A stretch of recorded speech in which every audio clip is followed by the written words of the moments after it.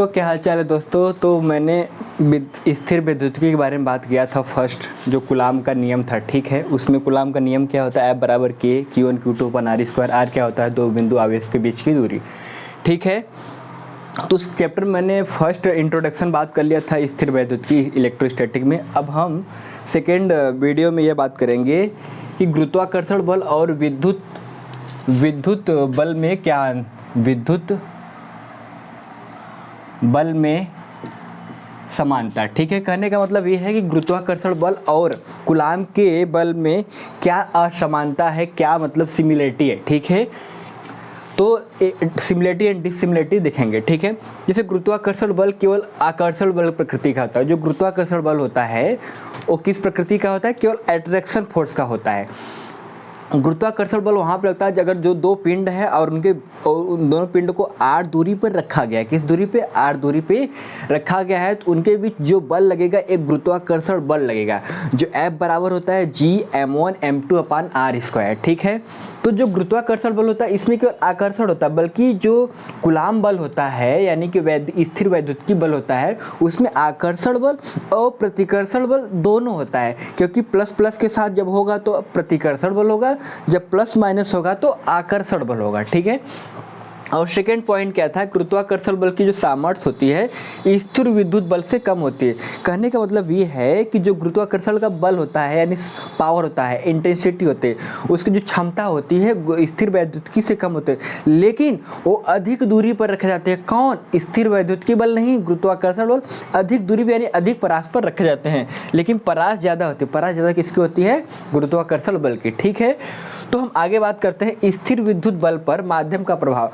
जैसे मान लीजिए दो चार्ज यहाँ पर रखे गए, Q1 और Q2 चार्ज रखे गए हैं, ठीक है, और बीच में क्या है, निर्वात है। तो इसके बीच लगने वाला फोर्स क्या होगा, F बराबर K Q1 Q2 divide by R square, ठीक है। Q1 Q2 क्या है, दो चार्ज है, और K क्या है, K की वैल्यू 1/4πε0 होती है, ठीक है। आप लोग को बताया, मैंने फर्स्ट वीडियो में बताया भी था।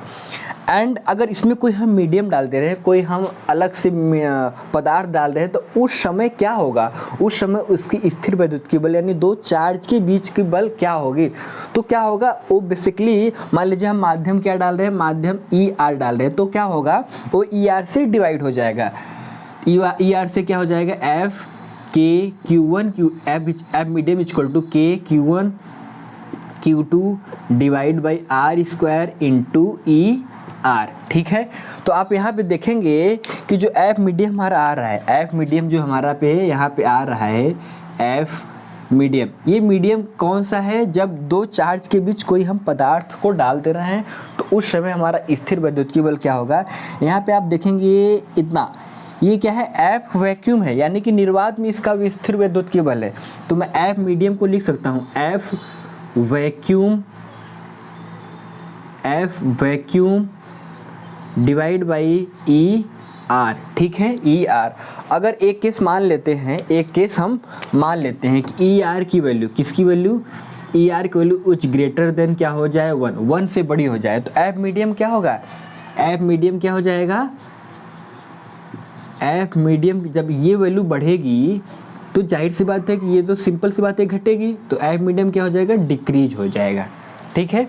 आप इतनी बातें नोट कर लीजिए, फिर मैं आगे बताता हूँ।